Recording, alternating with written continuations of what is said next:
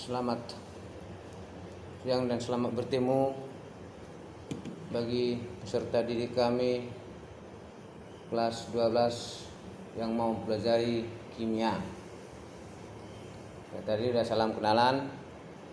Jadi kita mulai yang pertama sekali pelajaran kita untuk di kelas 12, yaitu pelajaran kimia mulai semester 1 dan semester 2 ya. Lihat untuk kelas 12 ini semester 1 bab 1 sifat-sifat koligatif larutan. Bab 2-nya redoks dan elektrokimia. Bab 3-nya kimia unsur. Sedangkan semester 2 yang akan kita pelajari itu senyawa karbon, benzena dan turunannya, makromolekul atau polimer dan biomolekul. Ya, yang akan kita pelajari untuk di kelas 12. Semua ini sebenarnya atau yang berhubungan nanti pelajaran semester 1 dan semester 2 ini sudah kamu pelajari di kelas 1 dan di kelas 2 atau kelas 10 dan kelas 11 ya. Nih, berkaitan nanti ke sini pada pelajaran semester 1 dan semester 2 ya.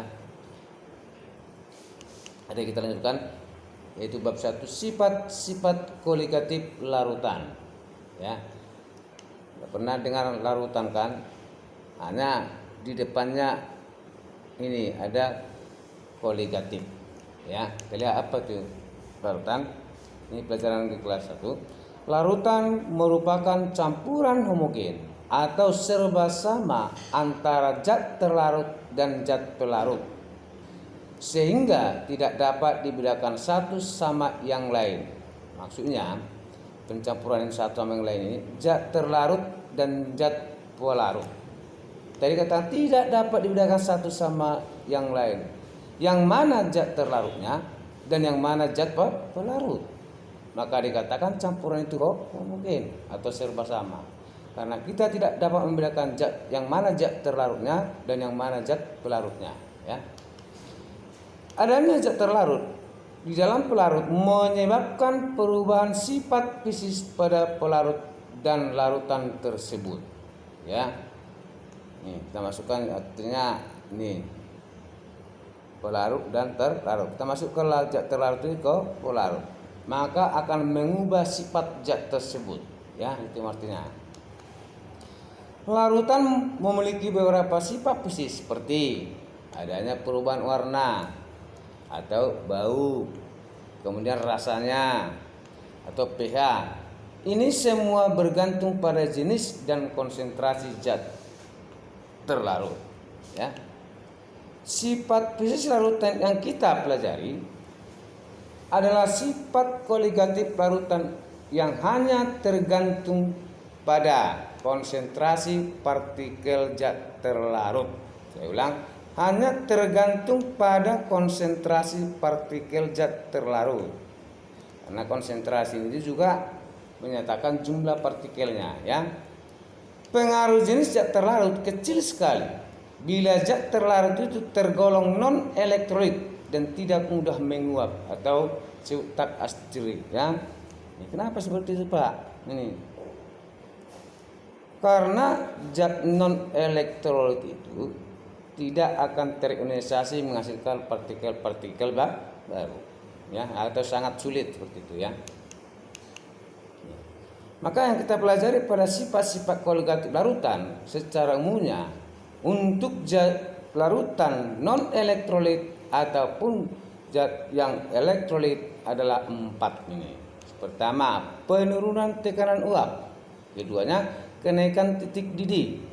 Ketiga, penurunan titik beku. Dan yang terakhir, tekanan osmotik. Inilah yang kita pelajari nanti pada sifat koligatif larutan non elektrolit dan elektrolit. Tapi semua ini tadi yang disebutkan tergantung pada harga konsentrasi partikel. Konsentrasi itu berarti kita cari dulu ini pertama. Nih, sebutkan sifat ini ya. Nih. Sebelum kita pelajari yang ini 1, 2, 3, 4, yang pertama kita pelajari dulu konsentrasi larutan. Sudah pernah pelajari konsentrasi larutan kan kelas 1 atau kelas 2 ini. Jumlah zat terlarut dalam satu larutan dinyatakan dengan konsentrasi larutan. Nih, jumlah zat terlarut dalam satu larutan dinyatakan dengan konsentrasi larutan. Jumlah partikelnya seperti itu. Ada beberapa cara untuk menyatakan konsentrasi larutan, antara lain nih, molaritas. Ini udah pernah dengar molaritas di kelas 2 pun sudah ini. Molalitas dan fraksi mol, ini yang baru barangkali. Kalau molalitas sangat sering ini.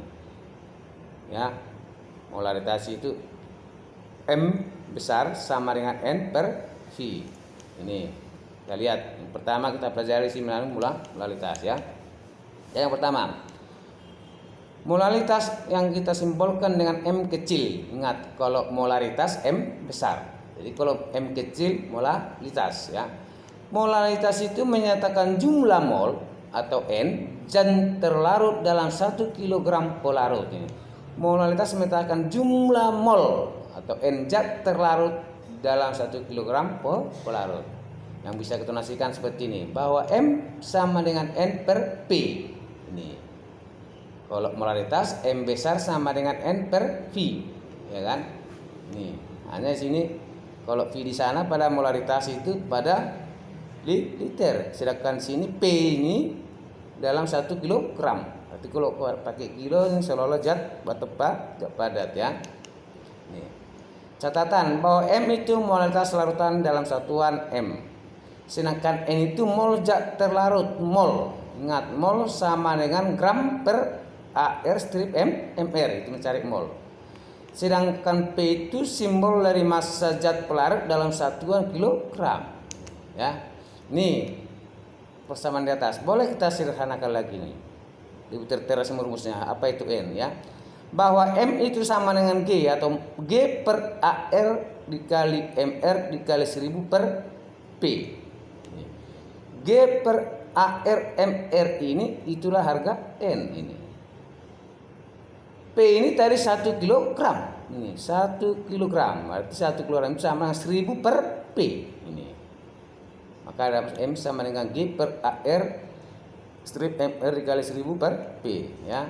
Ini boleh dua, yang mana terserah, mana lebih gampang kamu menggunakannya. Kalau pada soal kita tahu kilogram, langsung aja gini gunakan. Ya. Tapi kalau P itu ini ya, kalau P itu dalam miligram ya, maka gunakanlah rumus yang di bawah ya. Ini lihat. Ini massa terlarut ini ya. Ya. Kita ambil contohnya. Berapakah molalitas larutan dalam 9 gram glukosa C6H12O6 dilarutkan dalam 500 gram air jika AR karbon pada sistem periodik unsur-unsur atau pada daftar tabel C-nya sama dengan 12, H sama dengan 1, O sama dengan 16. Ini terdapat pada tabel periodik ini atau pada sistem periodik unsur-unsur AR. Ya, kalian cari itu, tentukan perhitungannya ya. Nih, maka tahu. Pada soal diketahui massa glukosa tadi 9 gram. Massa zat pelarut atau P 500 gram. AR C12H sama dengan 1 dan O 16. Ditanya M. Ini tadi Bapak sebutkan ada rumusnya 2, cari M. M sama dengan N per P. Per P-nya itu pada satuan sana kilogram. Yang satu lagi kalau M sama dengan N gram per AR dikali MR per MR dikali 1000 per P.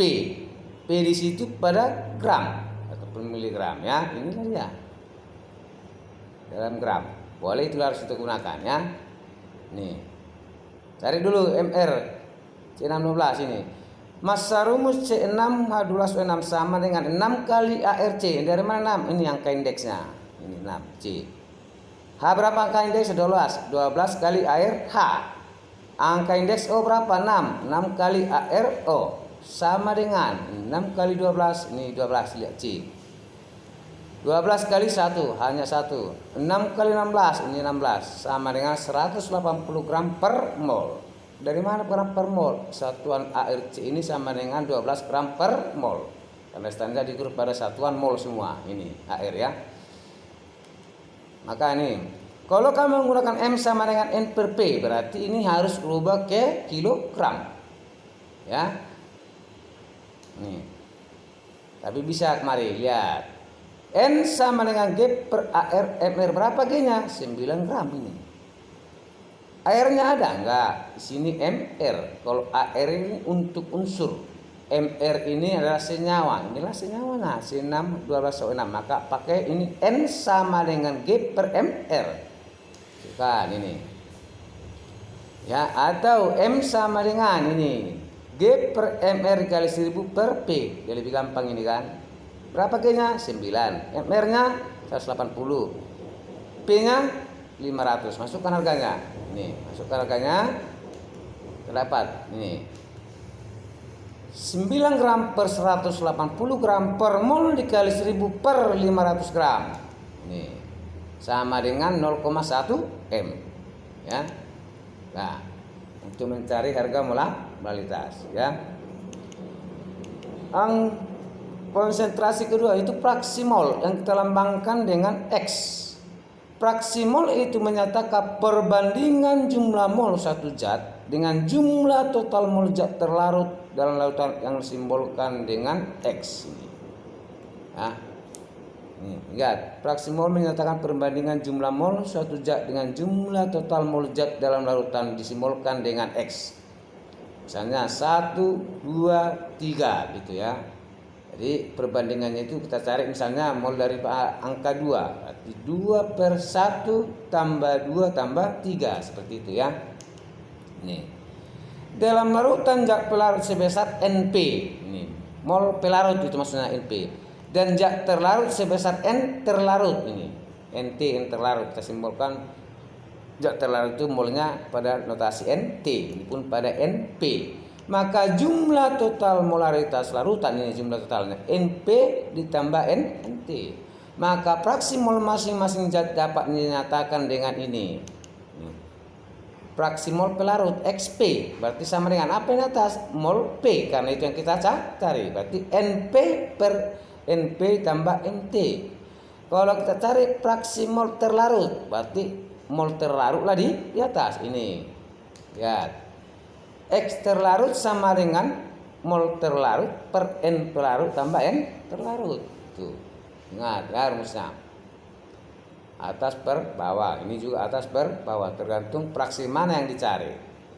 Kalau pelarut ini cari berarti pelarutnya yang di atas. Kalau terlarutnya yang dicari berarti T-nya yang NT-nya di atas ya. Nih. Catatannya. XP fraksi mol zat terlarut, XT fraksi mol zat terlarut, NP ini jumlah mol zat pelarut, NT jumlah mol zat terlarut. Ya. Maka ini jumlah ini ingat jumlah fraksi mol seluruh zat dalam larutan adalah sebesar 1. Ini totalnya adalah 1. Jumlah fraksi mol seluruh zat dalam larutan adalah 1. Fraksi mol pelarut ditambah fraksi mol terlarut sama dengan 1.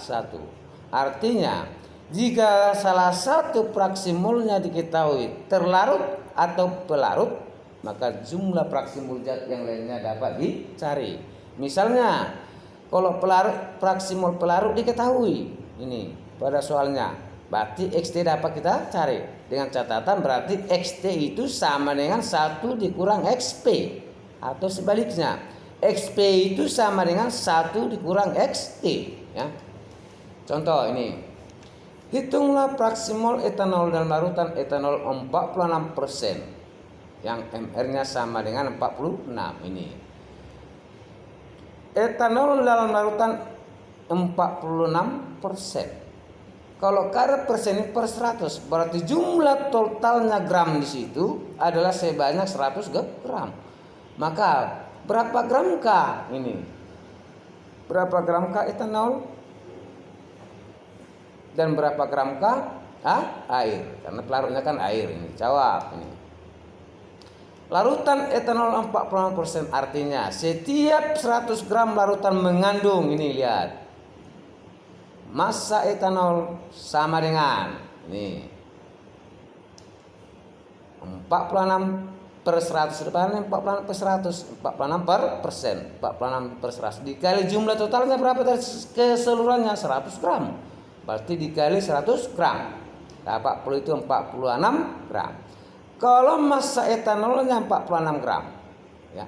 Kalau dikatakan larutan, berarti di sana ada apa? Pelarut. Pelarutnya secara umum kita gunakan itu adalah air. Berarti berapa massa airnya di sana? Jika massa etanolnya 46 gram, berarti massa airnya berapa gram? Karena tadi jumlah total keseluruhannya ada sebesar 100 gram, maka ini cari. Massa air sama dengan 100 gram dikurang 46 gram sama dengan 54 gram. Sekarang sudah dapat massa etanol dan massa air. Ya, berarti kita cari apa? Yang ditanda fraksi mol. Berarti kita cari dulu mol air dan mol etanol. Ya. Ini. Cari. Mol air sama dengan NP. Sama dengan ini. 54 gram per 18 mol. Di mana Pak 18 ini? MR air sama dengan 18 ya. Ini udah umum, makanya enggak apa-apa, pentulkan di sana, letakkan. Kalau air itu harus ingat 18 gram per mol, ya. Berarti ini, dari rumusnya apa? Gram per mr, ini gram 54 per 18 gram, berarti sama dengan berapa? 3 mol. Massa etanolnya berapa? Masukkan rumus juga. Massa etanol sama dengan gram per mr. Berapa gram etanolnya? 46. Mr-nya berapa? 46. Nih. Maka 46 gram per 46 gram sama dengan 1 mol. Maka kita hitunglah fraksi mol etanol. Etanol itu apa? Terlarut. Berarti yang kita cari adalah XT, ya. Fraksi mol etanol XT karena etanol terlarut. XT sama dengan NT per NP ditambah NT, ya. Nih. Rumusnya NT per NP ditambah NT. Masukkan harga. NT-nya berapa? 1. NP-nya berapa? 3. Maka ini 1 mol per 1 mol ditambah 3 mol sama dengan 1 per 4 mol. Kalau bilangan bilangan pecahan. Kalau desimal berapa? 0,225 ya. Nih bilangannya. Nah. Nih selanjutnya kerjakan soal berikut nomor 1, 2, 3, 4. Terima kasih.